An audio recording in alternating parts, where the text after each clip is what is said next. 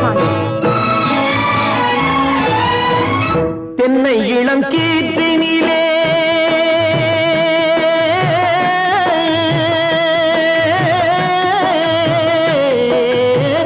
தென்னை இளம் கீற்றினிலே தாராட்டும் தென்றலது.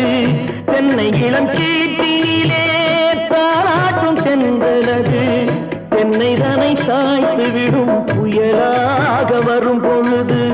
தென்னை தனை சாய்த்து விடும் புயலாக வரும் பொழுது. அமைதியான நதியிலே ஓடும் ஓடம் அளவில்லாத வெள்ளம் வந்தாலாடும்.